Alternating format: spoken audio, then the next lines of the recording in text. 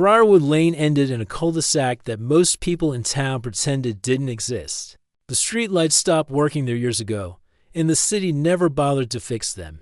At the very end stood a narrow, two-story house with peeling white paint and windows that reflected nothing, not the sky, not the trees, not even your own face if you stood close enough. People said the house was empty. People also said that if you knocked, something inside would knock back.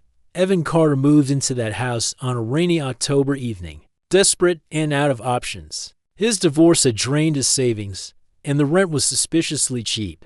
The landlord, a thin man with gray lips and eyes that never quite focused, handed Evan the keys without asking for a background check. "Just don't go into the basement after midnight," the man said casually, as if warning him about a leaky pipe. The first night, Evan slept poorly. The house breathed. That was the only way he could describe its slow creaks and sighs traveling through the walls like lungs filling with air. Around to 17 a.m., he woke to the sound of footsteps circling his bed. He froze, staring at the ceiling, waiting for the pressure of a hand on his chest. Nothing happened. By morning, he convinced himself it was stress. The knocking started on the third night. 3 slow taps came from the inside of the walls, not the door. Knock, knock. Evan pressed his ear to the plaster, heart racing. The sound moved, traveling down the hallway, then up the stairs, as if something was searching for him. When he whispered, "Hello," the knocking stopped immediately. Over the next week, Evan noticed other things. His reflection lagged a second behind him in the bathroom mirror. Shadows gathered in corners where the light should have reached, and every morning, he woke with dirt under his fingernails, though he couldn't remember touching soil. Unable to take it anymore, Evan searched the house records online. Briarwood Lane had been erased from most maps after a fire. In 1989, the last recorded resident of his house was a man named Thomas Hale, reported missing. The police notes mentioned strange behavior. Before his disappearance, Hale claimed the house learned its occupants, memorizing their habits, their fears, their voices. That night, the basement door was open.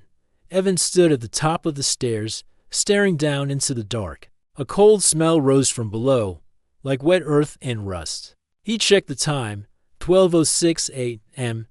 The landlord's warning echoed in his head. But curiosity and something else, something like being pulled by a hook behind his ribs, forced him down the steps. The basement was larger than it should have been. The walls pulsed faintly, as if alive. At the center of the room was a patch of fresh dirt, perfectly rectangular, like an unfinished grave. From beneath it came a muffled knocking. "Help me," a voice whispered from the soil. It was Evan's voice. He stumbled back, hitting the wall. The knocking grew louder, faster.